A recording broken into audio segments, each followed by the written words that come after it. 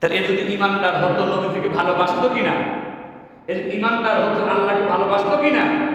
সূরা নাজিল হয়ে গেছে ওর বিরুদ্ধে, আয়াত নাজিল স্পষ্ট প্রমাণিত হয়ে গেছে। ওর আত্মীয়রা বারবার বলতেছে তওবা করো, কিন্তু সে আল্লাহ নবীর কাছে এসে ভুল স্বীকার করে নাই, মাপও চায় নাই। আল্লাহ তাআলা সে কথাও কোরআন নাজিল করে দেন, দিয়া বলেন নবী সাওয়াউন আলাইহিম আস্তাগফির লাহুম আম লাম তাস্তাগফির লাহুম। এই অহংকারী, এই হিংসক, এই প্রতারকের জন্য আপনি নবী যদি ৭০ বার গুনাহ মাপ চান, আমি আল্লাহ ওরে কোনোদিন ক্ষমা করব না। কারণ ওর মনের মধ্যে কি নাই? কোনো বিনয় নাই, নম্রতা নাই, ভদ্রতা নাই। কোরআনের আয়াত নাজিল হওয়ার পরেও ভয়েতে আপনার সামনে এসে কান্নাকাটি করার দরকার ছিল, গুনাহ মাপ নেওয়ার দরকার ছিল। সে আপনার কাছেও ক্ষমা চায় না, আমি আল্লাহর কাছেও ক্ষমা চাই না। এর মতো বেঈমান মার্কার দুই একটা নেতা আমি আল্লাহর কোনো প্রয়োজন নাই। আমি ওর এই অহংকারী আচরণে, হাত তেরা আচরণে আমি আল্লাহ এত সন্তুষ্ট হয়েছি, আপনি নবীও যদি ওর জন্য ৭০ বার গুনাহ মাপ চান, তাও আমি আর তাকে মাফ করব না। আল্লাহ পাক দয়ালু বটে, রহমান বটে, কিন্তু যারা চরম পর্যায়ের নিমক হারাম, যারা চরম পর্যায়ের বেদব, চরম পর্যায়ের যারা হিংসুক, চরম পর্যায়ের যারা অহংকারী, কাবার ইমামকে দিয়ে দোয়া করলেও তার গুনাহ মাফ হবে না। স্বয়ং নবীজি দোয়া করলেও যদি ওই চিহ্নিত মুনাফিকের গুনাহ মাফ না হয়, সারা দুনিয়ার সব মৌলবী এক জায়গায় করলেও আল্লাহর নবীর দোয়ার সমান হবে। এই জন্য খুব সতর্ক হওয়া উচিত। আমাদের মধ্যে যেন চরম বেয়াদবি, চরম অহংকারী, চরম হিংসা এবং মুসলমান নামে যেন কোনো প্রতারণা আমার আপনার ভিতরে না থাকে। এই মুনাফিকরা বক্তব্য দিত যে মুহাম্মদ এবং তার সঙ্গীর সাথে আবু বকর, ওমর, এরা তো মক্কা থেকে মদিনায় এসেছে। কোন জায়গা থেকে? ওদের বাড়িঘর মক্কায়, জায়গা জমি মক্কায়। মুহাম্মদ এবং আবু বকর, ওমর খালি হাতে মদিনায় এসেছে ভিক্ষুক হিসাবে। এই মুনাফিকদের বক্তব্য, আমরাই তো ওদেরকে থাকতে দিয়েছি আমগো এলাকায়, আমরাই তো ওদেরকে জায়গা জমি দিয়েছি। সুতরাং এই মুনাফিক সর্দার ওর সান্তাদেরকে বলতো, আমরা মদিনার লোক, আমাদের বাড়িঘর এখানে, আমাদের জায়গা জমি এখানে, সুতরাং আমরাই মুহাম্মাদের চাইতে বেশি সম্মানী। বলেন নাউজুবিল্লাহ। ওরা বলতো আমরাই ওমরের চাইতে বেশি সম্মানী, আমরাই আবু বকরের চাইতে বেশি সম্মানী, কারণ এই মদিনা আমাদের দেশ, আমাদের এলাকা। এখনো বহু জায়গায় আমাদের এলাকা কয়ে অহংকার করার লোক আছে কি নাই? আরে কোন জমিনটা আপনি বানাইছেন? গাজীপুরের জমিন কে বানাইছে? ঢাকার জমিন কে বানাইছে? এই বগুড়ার জমিন কে বানাইছে? আর তুমি যে খালি আমগো এলাকা কও, কোনটা তুমি বানাইছো? কোনটা তুমি বানাইছো? তোমার এই কথাটা মুনাফিকদের কথা। কাদের কথা? ওরা বলছে মুহাম্মাদের বাড়ি মক্কায়, আবু বকরের বাড়ি মক্কায়, ওমরের বাড়ি মক্কায়, ওরা এসে মদিনায় ঢুকেছে, মদিনা আমাদের এলাকা, আমরা সম্মানী। এখন দেখেন আল্লাহ পাক কি, আসমান জমিনের সকল সম্পদের ভান্ডার তো আমি আল্লাহর হাতে। তোরা বলতেছিস সম্পদ তোদের হাতে, সম্পদের সকল মালিকারা তো আমি আল্লাহর হাতে। আর তোরা বলতেছিস তোরা এলাকার লোক থেকে বেশি দামি। ওয়ালিল্লাহিল ইজ্জাত ওয়ালি রাসূলিহি ওয়ালিল মুমিনিন। ইজ্জত সম্মান আমি আল্লাহর জন্য, ইজ্জত সম্মান আমার নবীর জন্য, ইজ্জত সম্মান খাঁটি মুসলমানের জন্য। কোন মুনাফিকের জন্য কোন ইজ্জতের বরাদ্দ নাই, কোন মুনাফিকের জন্য কোন সম্মানের ফয়সালা নেই। সম্মান একমাত্র প্রথমে কার জন্য? দ্বিতীয়ত সম্মান কার জন্য? আল্লাহ রাসূলের জন্য। তৃতীয়ত সম্মান খাঁটি ঈমানদারদের জন্য। কোন বেঈমান, কোন প্রতারক, কোন মুনাফিকের জন্য আল্লাহর কাছে সম্মানের কোন বরাদ্দ। মুনাফিকদের 4টা কাজের মাধ্যমে বোঝা যেতে পারে। নবীজি বলে দিয়েছেন হাদিস আরবাউন মান কুন্না ফিহি কানা মুনাফিকান খালিসান। যার মধ্যে 4টা বৈশিষ্ট্য পাওয়া যাবে, সে খাঁটি মুনাফিক। ইসা হাদ্দাসা কাযাবা, কথা বলে, মিথ্যা কথা বলে। ওয়াইদা তুমিনা খানা, মানুষের আমানতের খেয়ানত করে। ওয়াইদা ওয়াদা আখলাফা, ওয়াদাকে লঙ্ঘন করে। ওয়াইদা খাসামা গাদারা, যখন তখন অশ্লীল ভাষায় গালিগালাজ করে। যাকে তাকে অশ্লীল ভাষায় গালিগালাজ করে, এই 4টা কাম যারা করে, মিথ্যা কথা বলে, ওয়াদা লঙ্ঘন করে, আমানতের খেয়ানত করে, অশ্লীল ভাষায় গালিগালাজ করে, আল্লাহর নবী বলেন এটা হলো খাঁটি মুনাফিক। কি মুনাফিক? খাঁটি মুনাফিক। তার মানে কাফেরদের থেকেও নিকৃষ্ট, কাফেরদের থেকেও। আল্লাহ পাক আমাদের সকলকে ইমানদার হয়ে থাকা, ইমানদার হয়ে মরার তৌফিক দান করেন বলে আমিন। আল্লাহ পাক কুফরি এবং বেঈমানি থেকে, মুনাফিকি থেকে আমাদেরকে হেফাজত করেন বলে আমিন। সব ক্ষেত্রে যেমন আল্লাহ পাকের বিধান মতো চলার চেষ্টা করব, সব থেকে বেশি সতর্ক থাকবে ইমানের ব্যাপারে। কিসের ব্যাপারে? ইমানের ব্যাপারে। ইমান দুইভাবে নষ্ট হয়ে যেতে পারে। কয়ভাবে নষ্ট? দুইভাবে। ইমানের প্রায় 70-এর বেশি শাখা আছে। কত বেশি শাখা আছে? 70। মানে আসলে হাদিস পড়লে, আল্লাহ পাকের বক্তব্য শুনলে, ইসলাম যে কত দরদি, একটা মানবতার যে একটা ধর্ম, কল্পনাও করা যায় না। কোনো মানুষের ভিতরে এত উন্নত চিন্তা আসতে পারে না। ইমানের 70-এর বেশি শাখা, যার প্রথম কথাই হলো আফজালুহা কাউলু লা ইলাহা ইল্লাল্লাহ। আল্লাহ ছাড়া কোনো ক্ষমতার মালিক নেই, আল্লাহ ছাড়া কোনো ভালো মন্দের মালিক নেই, আল্লাহ ছাড়া কোনো সম্মান ইজ্জতের মালিক নেই। এক কথাই সকল ইবাদত পাওয়ার একমাত্র মালিককে। আর সব আইনদাতা, বিধানদাতা, জীবনদাতা, মরণদাতা, সব কিছু করনেওয়ালা মালিককে। এটার নামই হচ্ছে লা ইলাহা ইল্লাল্লাহ। আল্লাহ ছাড়া কোনো ক্ষমতা নেই। আল্লাহ যাকে যতটুকু দেন সে শুধু ততটুকুর মালিক হতে পারে। এই যে ইমানের হাদিস, প্রথম হলো লা ইলাহা ইল্লাল্লাহ, সর্বশেষ কি? ও আদনাহা ইমাতাতুল আযা আনিত তরিক। ইমানের 70-এর বেশি শাখা, যার প্রথম লা ইলাহা ইল্লাল্লাহ, আর যার সর্বনিম্ন ইমানদারের পরিচয় রাস্তা থেকে কষ্টদায়ক বস্তু সরিয়ে দেওয়া। বলেন না সুবহানাল্লাহ। একজন ইমানদারের 1 নম্বর পরিচয় সে লা ইলাহা ইল্লাল্লাহ মানবে। আর ইমানদারের সর্বনিম্ন পরিচয়, রাস্তায় চলার পথেও যদি সে ক্ষতিকর কোনো জিনিস দেখে, ইমানদার ওই ক্ষতি থেকে মানুষকে বাঁচানোর চেষ্টা করে। তার মানে ইমানদারের দ্বারা কোনো মানুষের কোনো ক্ষতি হতে, সজ্ঞানে স্বইচ্ছাই হতে পারে না। ভুলবশত, অজ্ঞানতাবশত হঠাৎ হয়ে যেতে পারে। হয়ে গেলে দায়িত্ব কি? কোনো ব্যক্তির যদি কখন কোনো ভুল ভ্রান্তি হয়ে যায়, তো ইমানদারের পরিচয়, ইমানদার তার ভুলটাকে সংশোধন করে নেবে। ইমানদার কি করে নেবে? তার ভুলটাকে সংশোধন করে নেবে। আর শয়তানের পরিচয় হলো, শয়তান চোরের মায়ের বড় গলা বানাবে, ভুল স্বীকারই করবে না। আমরা সব মানুষের বৈশিষ্ট্য, মানুষের ভুল হয়। একমাত্র মানুষের মধ্যে নিষ্পাপ ছিলেন নবীগণ। নিষ্পাপ কারা ছিলেন? নবীগণ। আর অন্য সৃষ্টির মধ্যে নিষ্পাপ হলো ফেরেশতাগণ। নবীগণ ছাড়া মানুষের ভিতরে আর কাউকে পুরা নিষ্পাপ করার কোনো সুযোগ নাই। তো মানুষ যে তার ভুল হবে, যে ইমানদার সে তার ভুলকে সংশোধন করবে, আর যে শয়তান সে ভুলের উপরেই অটল থাকবে। যে শয়তান সে কিসের উপরে অটল থাকবে? ভুলের উপর। এই জন্য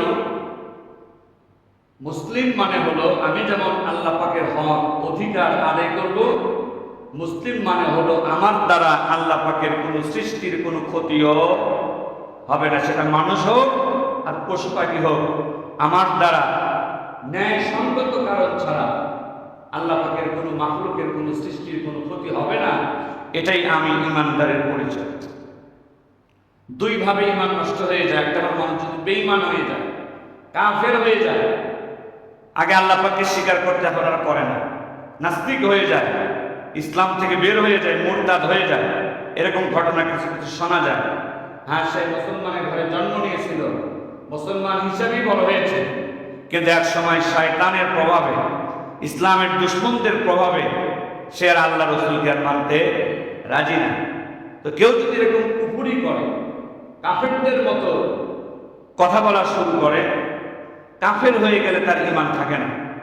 আরেকটা হলো বলবে আমি মুসলমান, বলবে আমি ঈমানদার, কিন্তু এমন কিছু কাজকর্ম আছে যে কাজকর্মগুলো কাফেরদের মতো হওয়ার কারণে একসময় সেও বেঈমান হয়ে যেতে পারে। বলবে মুসলমান, থাকবে মুসলমান সমাজে, মাথায় টুপি থাকতে পারে, মুখে দাড়ি থাকতে পারে, গায়ে জুব্বাও থাকতে পারে, হজও করতে পারে, মসজিদেও আসতে পারে, নামাজও করতে পারে, কিন্তু তার দ্বারা এমন কিছু কথা বের হবে অথবা এমন কোনো কাজ সে করবে যার কারণে সে বেঈমান হয়ে যাবে। এই রকম মুসলমান পরিচয়ে বেঈমানদেরকে কোরআনের ভাষায় মুনাফিক বলা হয়। কি বলা হয়? সরাসরি কাফেরকে কাফের বলে, কিন্তু মুসলমান পরিচয়ে যারা কাফের এদেরকে কি বলে? মুনাফিক বলে। আর মুনাফিকিটা এত জঘন্য কাজ, মানে মুখের কথা আর অন্তরের চিন্তার কোনো মিল নাই। এই মুনাফিকি এত জঘন্য বিষয়, এটা মূলত প্রতারকদের কাজ। এটা আল্লাহ পাকের কাছে এত ঘৃণিত। ইন্নাল মুনাফিকিনা ফি দারকিল আসফালি মিনান নার। আল্লাহ তাআলা বলেন কাফের বেঈমান তো জাহান্নামী হবেই, কাফের বেঈমানদের চাইতেও নিকৃষ্ট জাহান্নামী হবে মুনাফিকেরা। কারণ এরা মুসলমানের ঘরে বসবাস করে, মুসলমানের সমাজে বসবাস করে, মুসলমানের ক্ষতি করেছে। সরাসরি হিন্দুরা তো হিন্দুদের সমাজে থাকে, খ্রিস্টানরা খ্রিস্টানদের সমাজে থাকে, বৌদ্ধরা বৌদ্ধদের সমাজে থাকে। তারা অন্য ধর্মে থাকার কারণে তারা ইসলামের বিরুদ্ধে। কিন্তু তুমি তো মুসলমানের ঘরে জন্ম নিয়েছো, নিজেকে মুসলমান দাবি করেছ, মসজিদেও গিয়েছ, হজেও গিয়েছ, কিন্তু এমন কিছু কাজ তুমি করতা, এমনও কিছু কথাবার্তা বলতা, এমনও কিছু চিন্তা ভাবনা তোমার অন্তরে ছিল যেগুলো হুবহু কাফেরদের মতো। এটাই ছিল ইসলামের সাথে মুসলমানের সাথে তোমার প্রতারণা। তাদের প্রতি আল্লাহ পাক চরম অসন্তুষ্ট।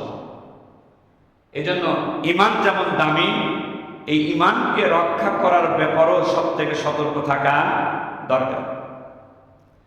নবী করিম সাল্লাল্লাহু আলাইহি ওয়াসাল্লাম সাহাবায়ে কেরাম রাদিয়াল্লাহু তাআলা আনহুকে যেমন ঈমানের গুরুত্ব, ঈমানের মর্যাদা শিক্ষা দিয়েছেন, নবীজি আবার ঈমান রক্ষা করার আমলও হাতে কলমে শিক্ষা দিয়েছেন।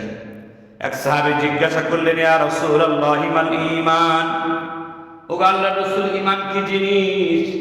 যে ঈমান না হলে আমি জাহান্নাম থেকে বাঁচতে পারবো না, যে ঈমান না হলে আমি জান্নাতি হতে পারবো না, যে ঈমান না হলে আল্লাহর কাছে গুনাহ মাফ পাবো না, আল্লাহর কাছে কোনো বদলাও পাবো না, যে ঈমান এত দামি, এত দামি, এই ঈমান আমার মধ্যে আছে কি নাই এটা আমি বুঝতে পারবো কিভাবে? ঈমান তো দেখা যায় না, ধরা যায় না, স্পর্শ করা যায় না।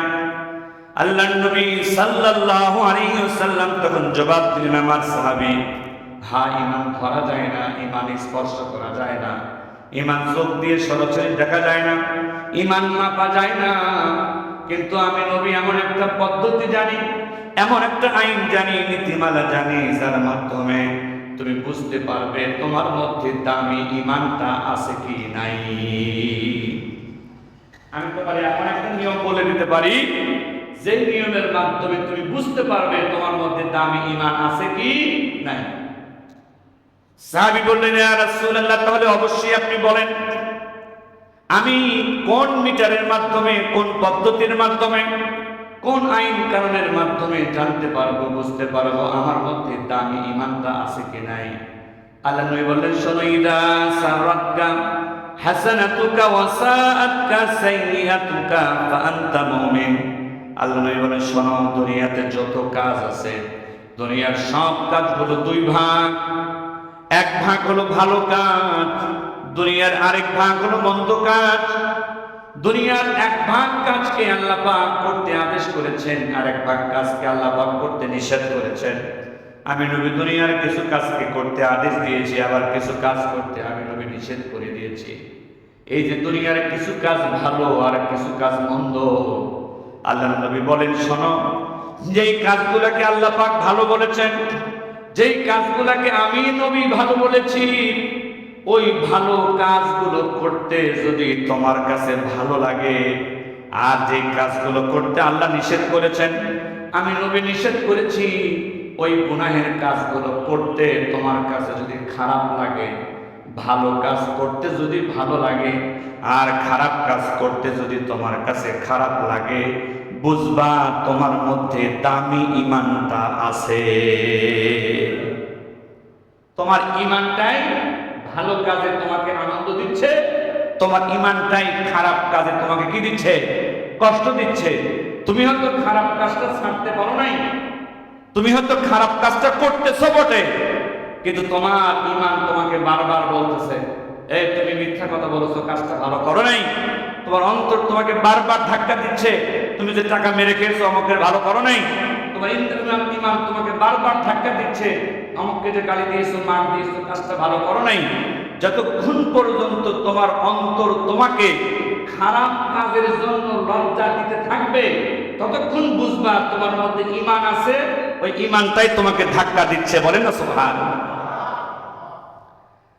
আর যদি কখনো এমন হয়, উল্টো অবস্থা হয়, ভালো কাজ করতে তোমার যদি খারাপ লাগে আর খারাপ কাজ করতে যদি তোমার কাছে ভালো লাগে, খারাপ কাজ ভালো লাগে আর ভালো কাজ যদি খারাপ লাগে, বুঝবা তোমার মধ্যে দামি ঈমানটা আর নাই।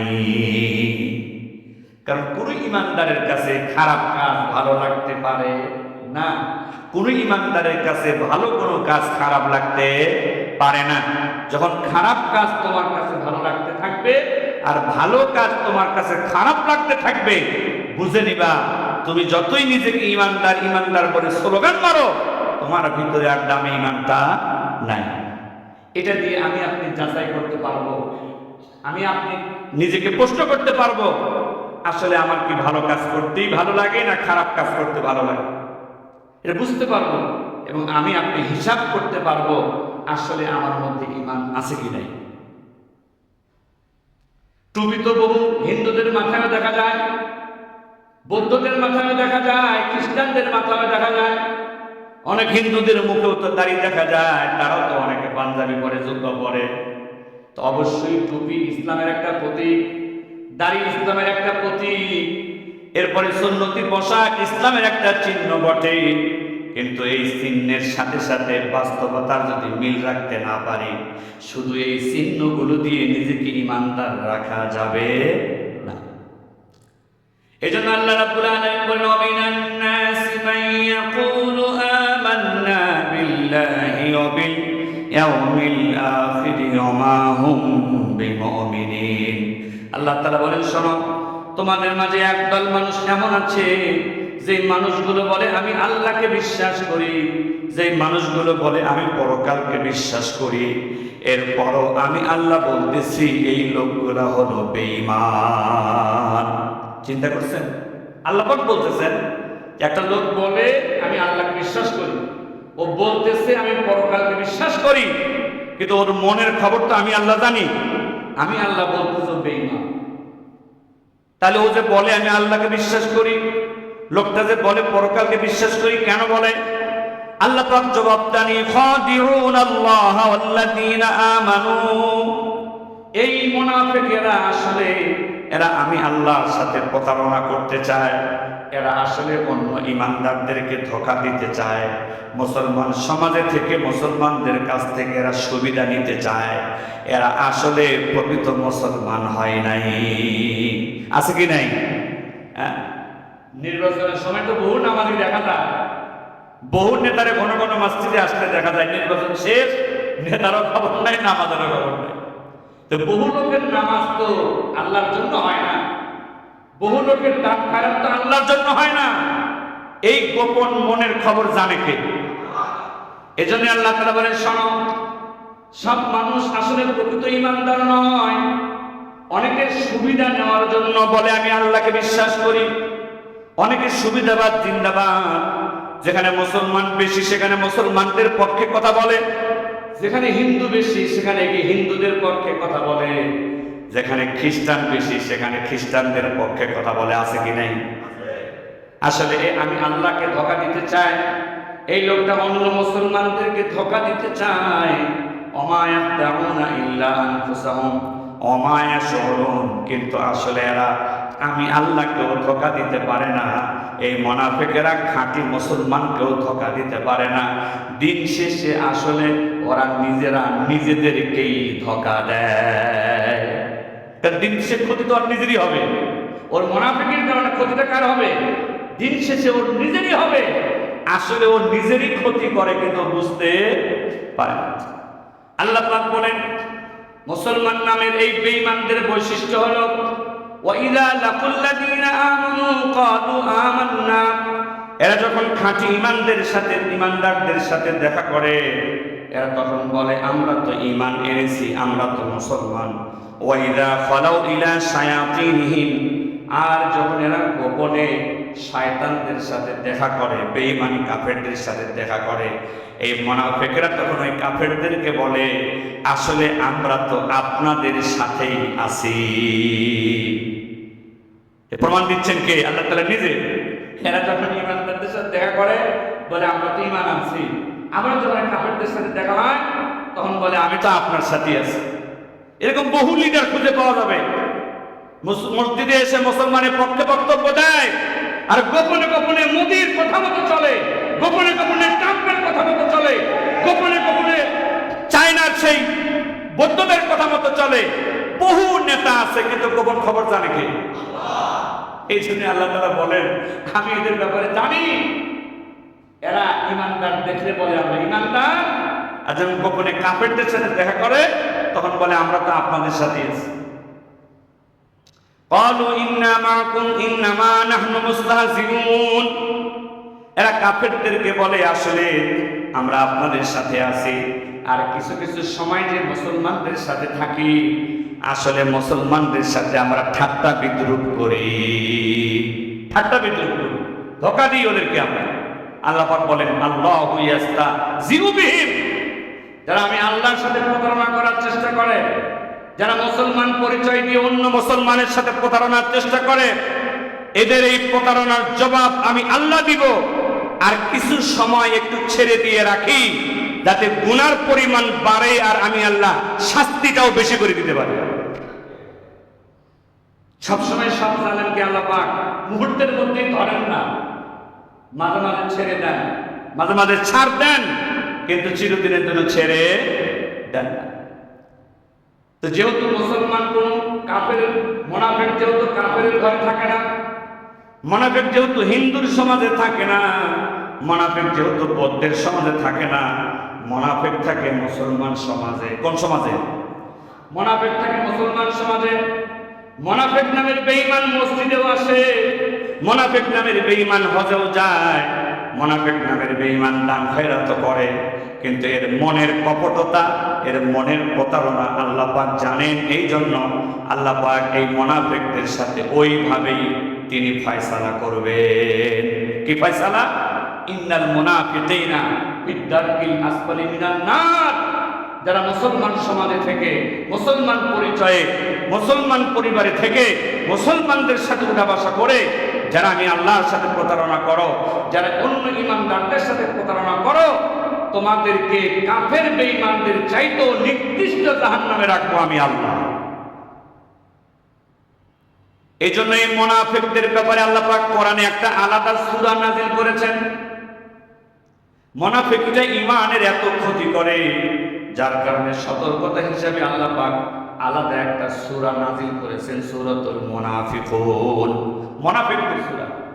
কোরআন শরীফে কাফেরদের নামে সূরা আছে, কুল ইয়া আইয়ুহাল কাফিরুন। আবার মুমিনদের নামে সূরা আছে, কদ আফলাহাল মুমিনুন। মুমিনদের নামে সূরা আছে, কাফেরদের নামে সূরা আছে, মুনাফিকদের নামে সূরা আছে। দুনিয়ার মানুষগুলো আসলে তিন ভাগের মধ্যে আছে, হয় সে ঈমানদার, না হয় সে মুনাফিক, না হয় সে কাফের। এই জন্য এই তিন নামেই আল্লাহ পাক আলাদা আলাদা সূরা দিয়ে সতর্ক করেছে। সূরাতুল মুনাফিকুন কোরআনুল কারীমের 28 নম্বর পারায় আল্লাহ পাক এই সূরাতুল মুনাফিকুন নাযিল করে আমাদেরকে সতর্ক করে দিয়ে জানিয়ে দিয়েছেন মুনাফিকদের আচার ব্যবহার কেমন হতে পারে, মুনাফিকদের চিন্তা ভাবনা কেমন হতে পারে। তুমি যদি খাঁটি মুসলমান হয়ে থাকো, তোমার কথাবার্তা, তোমার আচার ব্যবহার যেন কোনো মুনাফিকের সাথে না মিলে যায়। আল্লাহ তাআলা বলেন ইযা জাআকাল মুনাফিকুন নবীজিকে আল্লাহ তাআলা বলছেন, যখন মুনাফিকরা নবী আপনার সামনে ওরা যখন আসে, ক্বালু নাশহাদু ইন্নাকা লা রাসূলুল্লাহ, তখন মুনাফিকরা বলে, নবী আমরা তো অবশ্যই আপনার প্রতি ঈমান এনেছি, আপনাকে আমরা বিশ্বাস করি। এটা মুনাফিকরা আপনার সামনে এসে এটা বলে। আল্লাহ পাক বলেন, আল্লাহু ইয়ালামু ইন্নাকা লা রাসূলু, এই মুনাফিকরা আপনার নবীকে রাসূল হিসেবে স্বীকার করুক আর না করুক, আমি আল্লাহ তো স্বীকৃতি দিয়েছি যে আপনি অবশ্যই আমার রাসূল। আল্লাহু ইয়াশহাদু ইন্নাল মুনাফিকিনা লাকাযিবুন, আর আমি আল্লাহ সাক্ষী দিচ্ছি এই মুনাফিকরা মিথ্যাবাদী। মুনাফিকরা কি? মিথ্যাবাদী। ইত্তাখাযু আইমানাহুম জুন্নাতান ফাসাদ্দু আন সাবিলিল্লাহ, ওগো আমার নবী, এই মুনাফিকরা আপনার পিছনে নামাজ পড়ে, আপনার হাতে হাত দিয়ে কালেমা পড়ে, মুসলমান সমাজে থাকে, এরা এদের অপরাধকে ঢেকে রাখার জন্য আপনার সামনে মিথ্যা কসম করে, এরা কসম করেও আপনার সামনে মিথ্যা কথা বলে। এই সব কিছু করে মানুষকে আমি আল্লাহর পথ থেকে দূরে রাখার জন্য। বলেন নাউযুবিল্লাহ। আল্লাহ রাব্বুল আলামিন বলেন, শোনেন, যালিকা বিআন্নাহুম আমানু সুম্মা কাফারু ফাতুবিয়া আলা কুলুবিহিম ফাহুম লা ইয়াফকাহুন, এরা ঈমান গ্রহণ করার পর এরা আসলে কাফের হয়ে গেছে, আর ঈমানের উপরে এরা নাই। ঈমান গ্রহণ করার পর যেহেতু কুফরির দিকে, কাফেরের দিকে এরা ফিরে গেছে, এদের আসলে আর ঈমানটা নাই। আর এই প্রতারণা করার কারণে, ধোঁকাবাজি করার কারণে আমি আল্লাহ এদের অন্তরে মোহর মেরে দিয়েছি, তালা মেরে দিয়েছি, সঠিকটা এরা আর বুঝতেও পারে না। প্রতারণার কারণে, ধোঁকাবাজির কারণে এদের অন্তরে আমি আল্লাহ কি মেরে দিয়েছি? মোহর মেরে দিয়েছি। এদের কলিজার ভিতরে আর ভালো কথা থাকে না। আল্লাহ রাব্বুল আলামিন বলেন, ওয়াইদা রাআইতাহুম তুজিবুকা আজসামুহুম, এই মুনাফিকদেরকে দেখতে তো ভালোই দেখা যায়, চেহারা সুরত ভালোই দেখা যায়, মাথায় টুপিও থাকতে পারে, মুখে দাড়িও থাকতে পারে, গায়ে পাঞ্জাবিও থাকতে পারে, মসজিদেও আসতে পারে, নবীদের অনেককে দেখতে তো ভালো দেখা যায়, সুন্দরী দেখা যায়, সামনাসামনি তো ভালোই মনে হয়, কিন্তু আমি আল্লাহ বলতেছি, হুমুল আদুব্বু, এরা আসলে আপনার দুশমন। হুমুল আদুব্বু, এদের চেহারা সুরত যত ভালোই হোক, সমাজে এদের নাম ডাক যতই ভালোই হোক, সমাজে এরা যত প্রভাবশালী হোক, এদের মনের খবর আমি আল্লাহ জানি। অন্তর থেকে এরা ঈমান গ্রহণ করে নাই। এদের চেহারা সুরত আপনার কাছে কথাবার্তা ভালো লাগলেও আমি আল্লাহ বলছি এরা আপনার দুশমন, ইসলামের দুশমন, আমি আল্লাহর দুশমন, অন্য খাঁটি মুসলমানের দুশমন। ফাহযারহুম, এই মুনাফিকদের ব্যাপারে আপনি সতর্কতা অবলম্বন করুন। আল্লাহ পাক এত নারাজ এই মুনাফিকদের ব্যাপারে ছিলেন। এরপরে আল্লাহ তাআলা বলেন, কাতালাহুমুল্লাহ, আল্লাহ পাক নিজে বলতেছেন যে আল্লাহ এই মুনাফিকদেরকে ধ্বংস করে দেন। কে বলতেছেন? আল্লাহ পাক নিজে বলতেছেন, কাতালাহুমুল্লাহ, এই মুনাফিকদেরকে আল্লাহ হত্যা করে দেন, মানে ধ্বংস করে দেন, নিশ্চিহ্ন করে দেন। এরপরে আল্লাহ রাব্বুল আলামিন বলেন, এই মুনাফিকদের শয়তানি মাঝে মাঝে আল্লাহ পাক প্রকাশ করে দিতেন। আল্লাহ পাক নাম পর্যন্ত জানিয়ে দিতেন নবীজিকে, এটা মুনাফিক, এটা প্রতারক, এটা একটা মুসলমান সমাজে ধোঁকাবাজ। যখন আয়াত, এই সূরা যখন নাজিল হয়ে গেল, এই সূরা আল্লাহ পাক দেওয়ার পরে মুনাফিকদের ব্যাপারে সব মুসলমান জানতে পারলো, বুঝতে পারলো। সবার নাম না জানলেও অন্তত খাঁটি মুসলমানরা, সাহাবীরা এটা বুঝতে পারলো যে আমাদের সমাজেও মুসলমান পরিচয়ে বেঈমান আছে। এই সূরা নাজিলের পরে খাঁটি সাহাবীরা জানতে পারলো যে নবীজির পিছনে নামাজ পড়েও বেঈমান আছে। এই সূরা নাজিলের পরে জানতে পারলো, দুই একজনের পরিচয় প্রকাশ হয়ে গেল। বিশেষ করে যে মুনাফিক সর্দার ছিল আব্দুল্লাহ ইবনে উবাই ইবনে সুলুল, এ মদিনার একটা শক্তিশালী লোক ছিল, প্রভাবশালী, সম্পদশালী লোক ছিল। কিন্তু নবীজি মদিনায় যাওয়ার পর লোকজন ওরে আলাদা দাম দেয় না, সব লোক মিলে কারে দাম দেয়? নবীজির দাম দেয়। এই মুনাফিকরা সহ্য করতে পারে না, আমার চাইতে মুহাম্মাদের দাম বেশি কেন? লোকজন এখন থেকে খালি মুহাম্মাদের কাছে যায়, আগে আমারে যে দাম দিত, হাদিয়া তোহফা দিতে হতো দেয় না। সামনে এসে নবীজিকে বলে আপনাকে বিশ্বাস করি, আর পিছনে পিছনে গ্রুপিং করে। ওর তো সবগুলো প্রভাবশালী লোকের থেকে সেরা থাকে, ওরা গোপনে বৈঠক করে, গোপন বৈঠকের খবর জানে কে? আল্লাহ তাআলা এই আয়াত নাযিল করে, সূরা নাযিল করে এদের বিষয়টা জানিয়ে দিলেন। তখন ওই মুনাফিকেরই আত্মীয় স্বজনের মধ্যে কিছু খাঁটি মুসলমানও তো আছে। এরা গিয়ে তাকে বলল, আব্দুল্লাহ ইবনে উবাই ইবনে সুলুল, তোমার ব্যাপারে, মুনাফিকের ব্যাপারে আল্লাহ পাক সূরা নাযিল করে দিয়েছেন, আয়াত নাযিল করে দিয়েছেন, তুমি ভণ্ডামি করো, কসম করো, মিথ্যা কথা বলো, চলো যাই। আল্লাহর নবীর দোয়া তো আল্লাহ কবুল করে। আল্লাহ পাক তোমার প্রতি খুব নারাজ, নবীজির কাছে গিয়ে ভুল স্বীকার করো আর নবীজিকে বলো উনি যেন তোমার গুনাহ মাফের জন্য দোয়া করেন। কত সুন্দর কথা। তার আত্মীয়রা তাকে প্রস্তাব দিল, তুমি তওবা করো, সংশোধন হও, নবীজির কাছে গিয়ে সাহায্য চাও, নবীজি যেন আল্লাহ পাকের কাছে দোয়া করে তোমার গুনাহটা মাফ করায় দেন, তোমার নামটা থেকে কাটার ব্যবস্থা করে।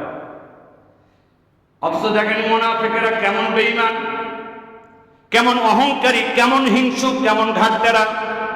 আল্লাহ রাব্বুল আলামিন বলে, ওয়াইদা কিলা লাহুম তাআলাউ, যখন তাদেরকে বলা হলো চলো যাই, আস্তাগফির লাকুম রাসূলুল্লাহ, আল্লাহর নবীর কাছে যাই, নবীজি তোমার জন্য গুনাহ মাফের দোয়া করবেন আল্লাহর কাছে।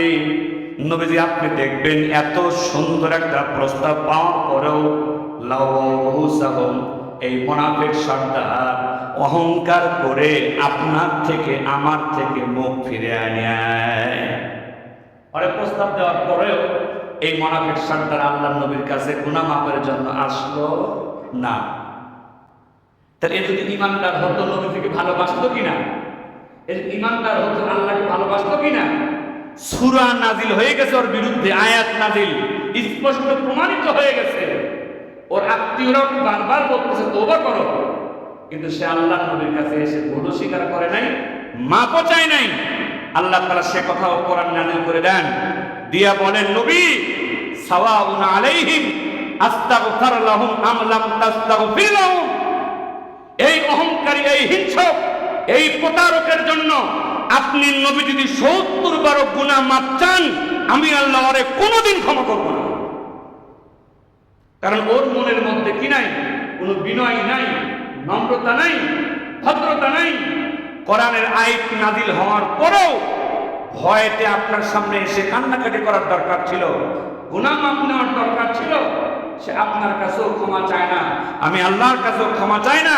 এর মতো বেঈমান মার্কার দুই একটা নেতা আমি আল্লাহর কোনো প্রয়োজন নাই। আমি ওর এই অহংকারী আচরণে, ঘাটতেরা আচরণে আমি আল্লাহ এত অসন্তুষ্ট হয়েছি, আপনি নবীও যদি ওর জন্য ৭০ বার গুনাহ মাফ চান, তাও আমি আর তাকে মাফ করব না। আল্লাহ পাক দয়ালু বটে, রহমান বটে, কিন্তু যারা চরম পর্যায়ের নিমক হারাম, যারা চরম পর্যায়ের বেদব, চরম পর্যায়ের যারা হিংসুক, চরম পর্যায়ের যারা অহংকারী, কাবার ইমামকে দিয়ে দোয়া করলেও তার গুনাহ মাফ হবে না। স্বয়ং নবীজি দোয়া করলেও যদি ওই চিহ্নিত মুনাফিকের গুনাহ মাফ না হয়, সারা দুনিয়ার সব মৌলবী এক জায়গায় করলেও আল্লাহর নবীর দোয়ার সমান হবে। এই জন্য খুব সতর্ক হওয়া উচিত। আমাদের মধ্যে যেন চরম বেয়াদবি, চরম অহংকারী, চরম হিংসা এবং মুসলমান নামে যেন কোনো প্রতারণা আমার আপনার ভিতরে না থাকে। এই মুনাফিকরা বক্তব্য দিত যে মুহাম্মদ এবং তার সঙ্গীর সাথে আবু বকর, ওমর, এরা তো মক্কা থেকে মদিনায় এসেছে। কোন জায়গা থেকে? ওদের বাড়িঘর মক্কায়, জায়গা জমি মক্কায়। মুহাম্মদ এবং আবু বকর, ওমর খালি হাতে মদিনায় এসেছে ভিক্ষুক হিসাবে। এই মুনাফিকদের বক্তব্য, আমরাই তো ওদেরকে থাকতে দিয়েছি আমগো এলাকায়, আমরাই তো ওদেরকে জায়গা জমি দিয়েছি। সুতরাং এই মুনাফিক সর্দার ওর সান্তাদেরকে বলতো, আমরা মদিনার লোক, আমাদের বাড়িঘর এখানে, আমাদের জায়গা জমি এখানে, সুতরাং আমরাই মুহাম্মাদের চাইতে বেশি সম্মানী। বলেন নাউজুবিল্লাহ। ওরা বলতো আমরাই ওমরের চাইতে বেশি সম্মানী, আমরাই আবু বকরের চাইতে বেশি সম্মানী, কারণ এই মদিনা আমাদের দেশ, আমাদের এলাকা। এখনো বহু জায়গায় আমাদের এলাকা কয়ে অহংকার করার লোক আছে কি নাই? আরে কোন জমিনটা আপনি বানাইছেন? গাজীপুরের জমিন কে বানাইছে? ঢাকার জমিন কে বানাইছে?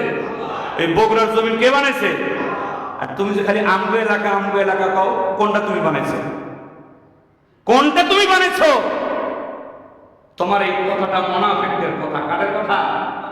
ওরা বলছে মুহাম্মাদের বাড়ি মক্কায়, আবু বকরের বাড়ি মক্কায়, ওমরের বাড়ি মক্কায়, ওরা এসে মদিনায় ঢুকেছে, মদিনা আমাদের এলাকা, আমরা সম্মানী। এখন দেখেন আল্লাহ পাক কি আর আসমান জমিনের সকল সম্পদের ভান্ডার তো আমি আল্লাহর হাতে। তোরা বলতেছিস সম্পদ তোদের হাতে, সম্পদের সকল মালিকারা তো আমি আল্লাহর হাতে। আর তোরা বলতেছিস তোরা এলাকার লোক থেকে বেশি দামি। ওয়ালিল্লাহিল ইজ্জাত ওয়ালিরাসূলিহি ওয়ালিল মুমিনিন, ইজ্জত সম্মান আমি আল্লাহর জন্য, ইজ্জত সম্মান আমার নবীর জন্য, ইজ্জত সম্মান খাঁটি মুসলমানের জন্য, কোন মুনাফিকের জন্য কোন ইজ্জতের বরাদ্দ নাই, কোন মুনাফিকের জন্য কোন সম্মানের ফয়সালা নেই। সম্মান একমাত্র প্রথমে কার জন্য? দ্বিতীয়ত সম্মান কার জন্য? আল্লাহ রাসূলের জন্য। তৃতীয়ত সম্মান খাঁটি ঈমানদারদের জন্য। কোন বেঈমান, কোন প্রতারক, কোন মুনাফিকের জন্য আল্লাহর কাছে সম্মানের কোন বরাদ্দ। মুনাফিকদের চারটা কাজের মাধ্যমে বোঝা যেতে পারে। নবীজি বলে দিয়েছেন হাদিস আরবাউন মান কুন্না ফিহি কানা মুনাফিকান খালিসান, যার মধ্যে চারটা বৈশিষ্ট্য পাওয়া যাবে সে খাঁটি মুনাফিক। ইসা হাদ্দাসা কাযাবা, কথা বলে মিথ্যা কথা বলে। ওয়াইদা তুমিনা খানা, মানুষের আমানতের খেয়ানত করে। ওয়াইদা ওয়াদা আখলাফা, ওয়াদাকে লঙ্ঘন করে। ওয়াইদা খাসামা গাদারা, যখন তখন অশ্লীল ভাষায় গালিগালাজ করে, যাকে তাকে অশ্লীল ভাষায় গালিগালাজ করে। এই চারটা কাম যারা করে, মিথ্যা কথা বলে, ওয়াদা লঙ্ঘন করে, আমানতের খেয়ানত করে, অশ্লীল ভাষায় গালিগালাজ করে, আল্লাহর নবী বলেন এটা হলো খাঁটি মুনাফিক। কি মুনাফিক? খাঁটি মুনাফিক। তার মানে কাফেরদের থেকেও নিকৃষ্ট। কাফেরদের থেকেও আল্লাহ পাক আমাদের সকলকে ঈমানদার হয়ে থাকার, ঈমানদার হয়ে মরার তৌফিক দান করেন বলে আমিন। আল্লাহ পাক কুফরি এবং বেঈমানি থেকে, মুনাফিকি থেকে আমাদেরকে হেফাজত করেন বলে আমিন।